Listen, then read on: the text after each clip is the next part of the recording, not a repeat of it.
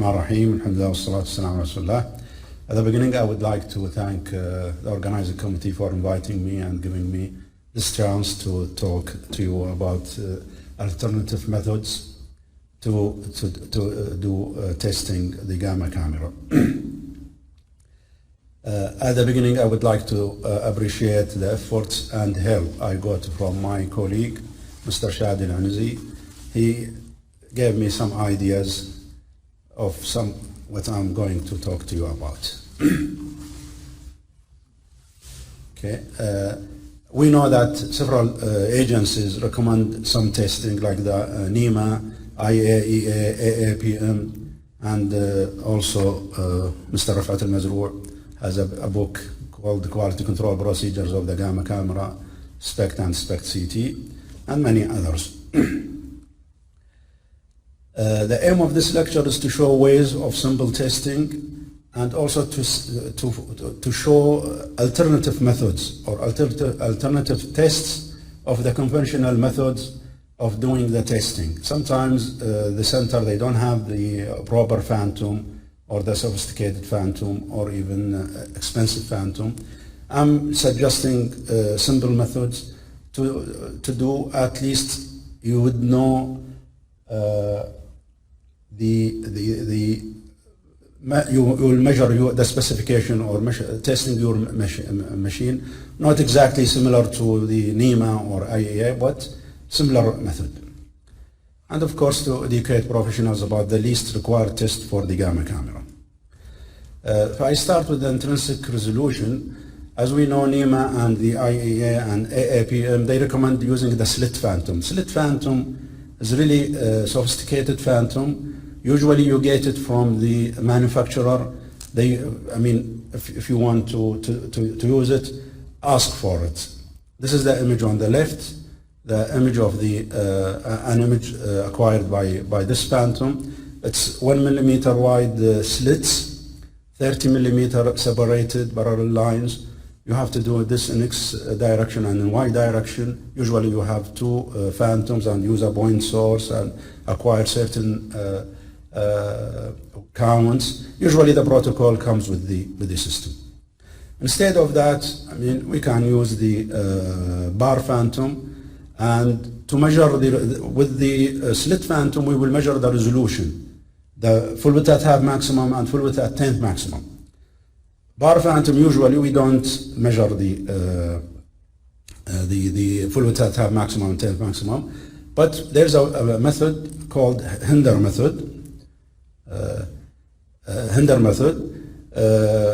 We can measure or estimate the full width at half maximum of my system.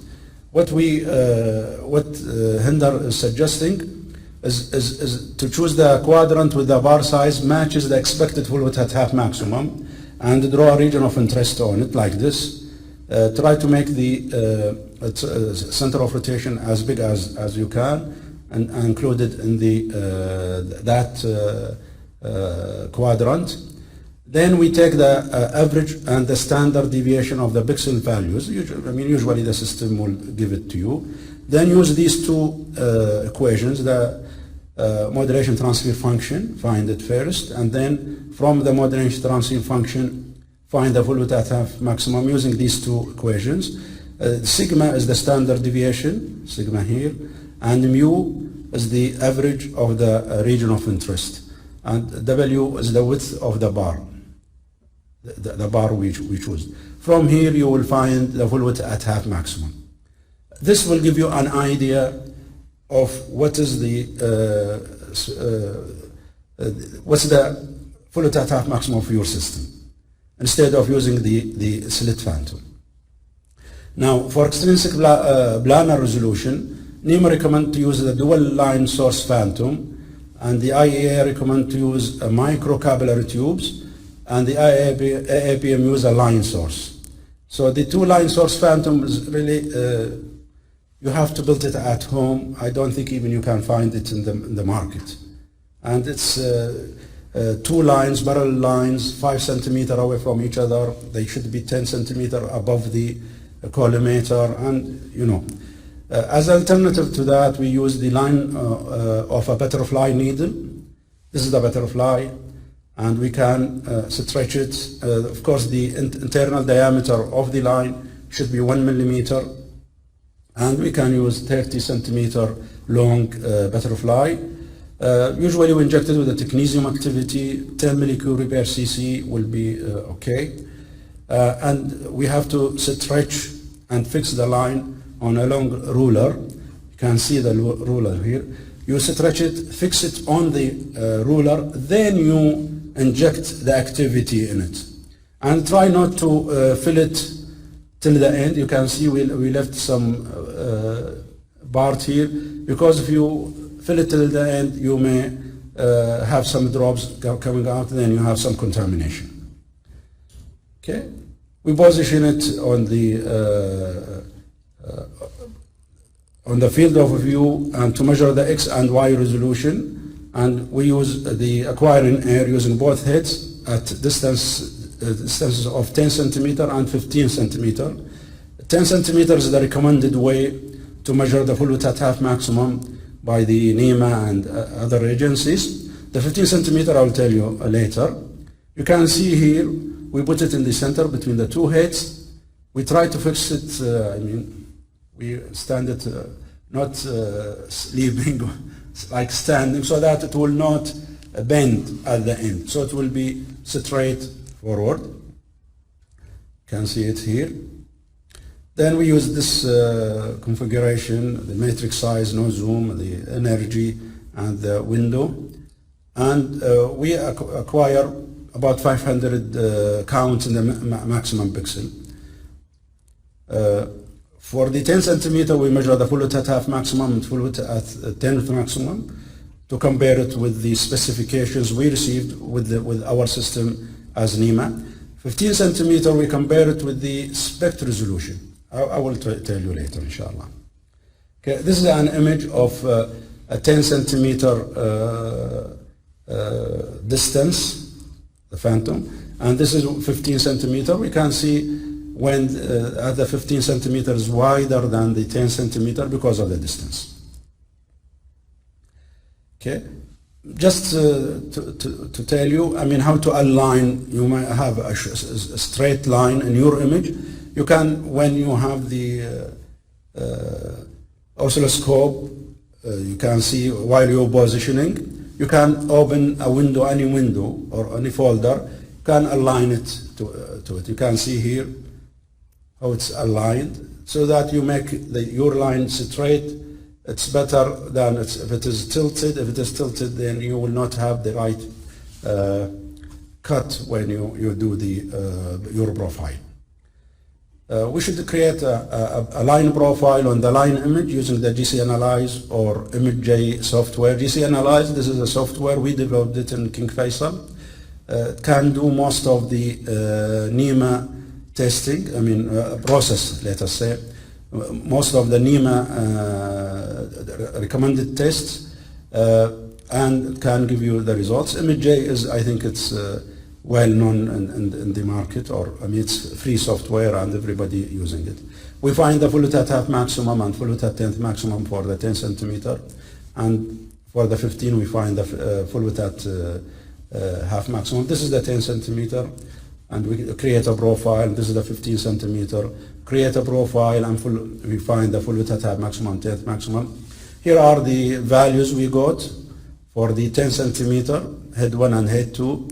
And the full width at 10th maximum is 12.84 and 12.63, and the half maximum this is really similar to what is we get from the dual headlines. Full width at half maximum for the 15 centimeters, you see it's increasing because of the distance, and for head 1 and head 2. Okay. Instead, if available, should be used at acceptance in addition to a line source, the bar phantom.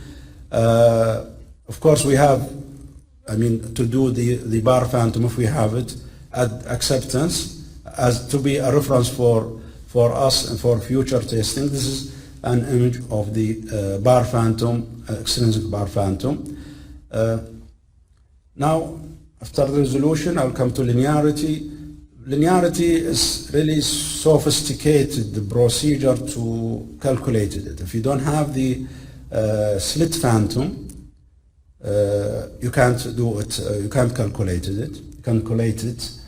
So what is suggested is we evaluate the strengthness of the lines visually. We can see either the slit phantom or the bar phantom for intrinsic linearity, or the line source or the two line sources phantom for the extrinsic linearity, and even the bar phantom. You can see here very nice image, well straight lines. While we can see here, this is an image from the IAEA QC Atlas. You can see very bad linearity of this system. Now, whole body resolution, we can use, if we don't have the bar phantom, we can use the line source, which we had we just explained about it, and measure the resolution using the whole body protocol. We do it parallel and perpendicular resolutions. We should acquire them and do it for the upper head and lower head. And we can, if we have the bar phantom, we use a coarse bars phantom. It is suggested, this is, the line source is suggested by the NEMA to have two lines 10 centimeter away from each other, and they should be 10 centimeter away from the head. Either we use the line source or the bar phantom. We have to use a coarse bars, and of course with the cobalt sheet. Of course we have to use a clinical protocol, and we have to make sure that we use the proper energy and use the largest matrix available. SPECT resolution in air. Also we can use the line source in SPECT mode. We put it in the air and acquire SPECT study. Of course, in NEMA they suggest to have 3-point sources, 1 millimeter diameter or so, or length, and you have there a certain protocol. You have to do, a lot of reconstruction and calculation. Instead of that, we do the line source. We do the SPECT, the radius of rotation. We have to, if possible, and we should do our best to have it at 15 centimeter, and this is similar to planar. Usually we do the SPECT, then we do the planar, so that we compare the SPECT with the planar, and to make sure that our center of rotation is okay. Now, this is the SPECT mode. We construct the data using a RAM filter and create transaxial slices. Of course, when we do transaxial slices, we will get point sources that will be created from the line. And then we should take the best slice and create two line profiles passing through the center of the point in horizontal and vertical. From the profile, we measure the fluid at half maximum. And this is the SPECT resolution in air. This is the images we expect to find. And here's an enlarged image. We can see that we're creating a profile. This is the profile, and then we find the fluid at half maximum in the horizontal and then in vertical mode. And then we take the average. This is an example. We have the average 9.21 millimeter, the SPECT resolution. Now, we have the SPECT resolution and we have the planar resolution. So we compare them just to make sure that the difference between them is less than 10%, as suggested by the IAEA and the Quality Control Atlas. They suggested that the resolution should be, the loss of resolution when do SPECT is not more than 10% worse than the planar image.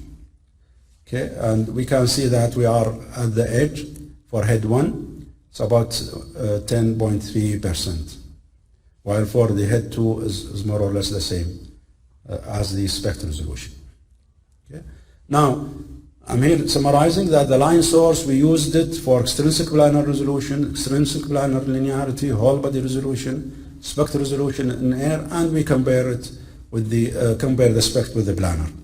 That's all from one line source. I mean, make sure that you can do all these tests when you fill it. Okay, I'm not done. I have several tests. Now, other way or another test I'm suggesting is to use the, if you don't have the Cobalt flood sheet, Cobalt 57 uniform flood sheet, use the fillable source. Actually, I don't recommend to use this because there's a lot of problems of using this, and I used it several times. Only one time I managed to have a uniform source. Otherwise, you will not have. You see, we filled it at the beginning while the phantom is standing, so the phantom was bulging. Then, when we put it on the bed, the water is too much and it started to come out. Okay, and here you can do it. So you can fill it. Here I'm suggesting that before you close the phantom, you press from the center so that you don't have bulging in the center. But unfortunately, this was not successful because it seems that I pushed a lot stronger than recommended, and we have less water in the center than outside. Okay, the phantom on the tabletop and inject, try to mix well, use the Extrinsic Uniformity protocol. Okay, disadvantages, contamination. For sure there is contamination. Also, we will receive high dose because we have to handle the activity for a long time. You will have bad mixing. You can see here, this is bad mixing image. Of course, and this is our good mixing, and you can see that we have less counts in the center than the outside. I didn't put for you the result of that image, but it's clear that the image here, I don't know whether you can see it, it's less counts in the center. So alternative, don't use this. Try to use, I mean, if you don't have the Cobalt sheet, try to push your administration to get it for you. And if you don't have it, of course, you do daily intrinsic uniformity instead of extrinsic. It's recommended that you do extrinsic. I think one of the companies recommend to do intrinsic daily, but I from my experience, from what we know, doing daily intrinsic is really troublesome, and you may have problems with the unloading the collimators, and then you have to stop your work or delay your work at least. Now, other suggestion is the sensitivity. Usually we use a Petri dish. If you don't have the Petri dish, we could use a 5 cc syringe filled with 3 cc water or technetium activity. This is the image you can see. This is 5 cc syringe filled with 3 cc of activity. Of course, we know the activity, and we do similar procedure as the Petri dish. And this is the example here. The resolution, I like resolution. The sensitivity of head 1 is 182.6 counts per microcurie per minute, while the specification of our system is 202 plus minus, where's the minus, plus minus 7%. So the lower limit is 187 or 188, and we are just about 3% less than this, and the head 2 is 1.3. I mean, this is just give us an indication about our system, and we can measure its sensitivity if we don't have the Petri dish. Of course, NEMA is suggesting very, very complicated method. You have to do it over 2 or 3 days. So, I mean, just forget NEMA.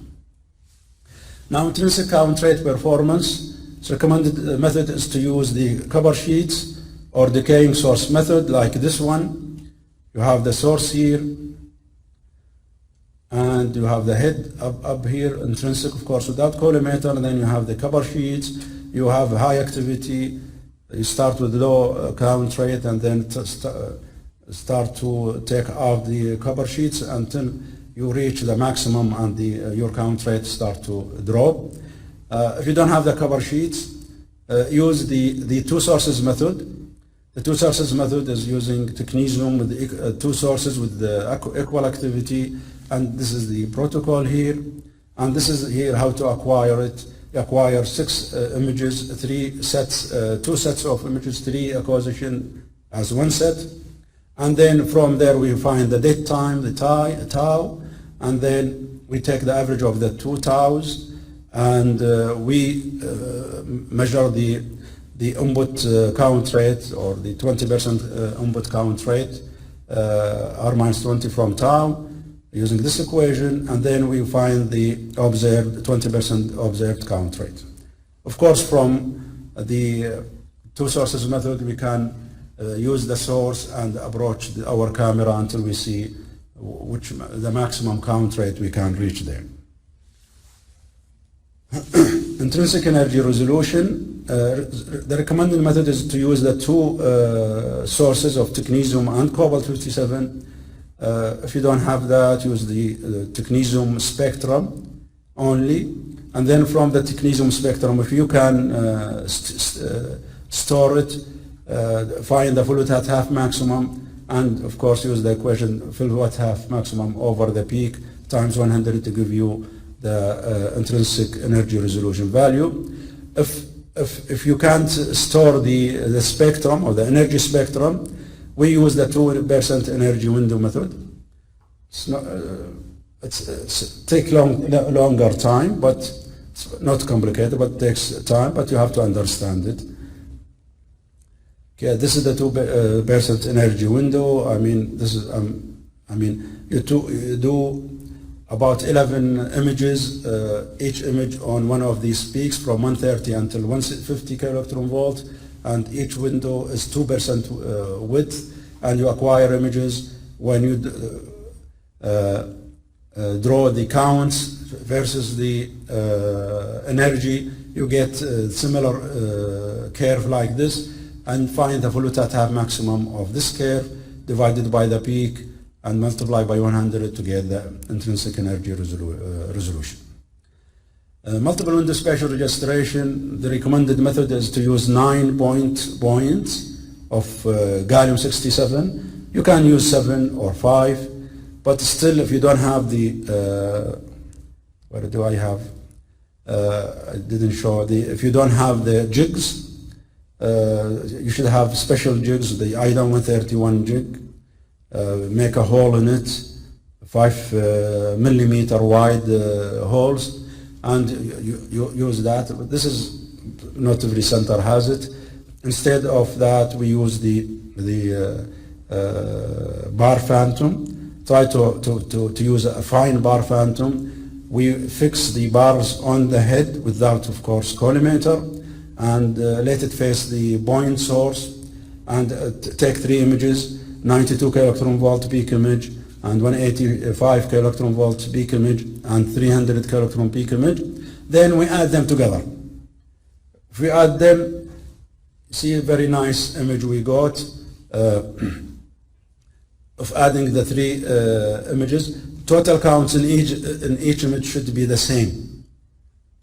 So we have to wait for the 300 because it takes longer time. And when we add them, we can see if there is any deviation in the lines. We can visually measure that. Now, SPECT uniformity, part of the total performance test using the JZAC or the Carlson phantom is the uniformity. If we don't have JZAC or Carlson, we use any circular water tank, any liquid tank. I mean, I'm putting here an example as a Clorox box. You can see it. I don't know whether you can see it here or not. There's a Clorox box. I'm making advertisement for them. It's a 15 centimeter diameter and about 20 centimeter long, the cylindrical part of it. And then we use similar acquisition and processing as the JZAC phantom. And also we can use it for detector variation. These are the acquired images. Then this is the reconstructed data. We can measure the uniformity. GC Analyze will measure it for us. This is without attenuation correction. This is with attenuation correction, Chang attenuation correction. And here are the values. We can see slice number, and here the no attenuation correction. These are the uniformity values. With the Chang attenuation correction, these are the value attenuation correction. Anyway, I mean, we can evaluate the uniformity of our SPECT by using any tank, circular tank. Give me a nice image. I can see how nice the images are. Okay, can be used for also detector sensitivity variation. So I mean, because we have the similar activity, we can acquire the data, each image alone or together. Okay. Now the last test I'm talking about is the image registration accuracy. Usually a vendor procedure or using the 3-point sources. We do the 3-point sources is mixing technetium usually with contrast, CT contrast media, and you acquire them, and then you reconstruct and display them and try visually to see the distance between the center of the 2 points, the similar point of the 2 images, the SPECT and CT. If you don't have this ability to do that, the point sources, which should be 1 millimeter diameter, we use from the display any SPECT phantom like JZAC or Carlson. We evaluate visually the registration. Usually we look at or examine the edges of the phantom moles and the edges of the objects. Okay, like here you see this is the nuclear metal or the SPECT image, and here is the CT, and here when we superimpose them we can see that they are exactly the same, more or less, and 3 cuts. Here also we can see display different intensities. Okay, that's it. And I think with that, in conclusion, we did the intrinsic resolution using the Hender method. Also, we use the butterfly line source to measure the extrinsic planar resolution, the extrinsic planar linearity, the whole body resolution, SPECT resolution in air, and comparing planar and SPECT resolution. Then extrinsic uniformity, we use a fillable phantom or point source, intrinsic point source. This is not right. Extrinsic uniformity is only fillable phantom point source. I don't know how I put that. Sensitivity, use of syringe. Intrinsic count rate performance, use the 2 sources method. Intrinsic energy resolution, using of the technetium spectrum, energy spectrum, or the 2% energy window method. And multiple window spatial registration, use of bar phantom. SPECT uniformity, use of circular tank. And for image registration accuracy, display the SPECT and CT images of the tank phantom and try to evaluate the images. With that, I'm just showing, this is the copy of my book. Okay, and here is the NEMA and the quality assurance. This is the IAEA book, and this is the handbook of for teachers of the IAEA. And thank you for your listening.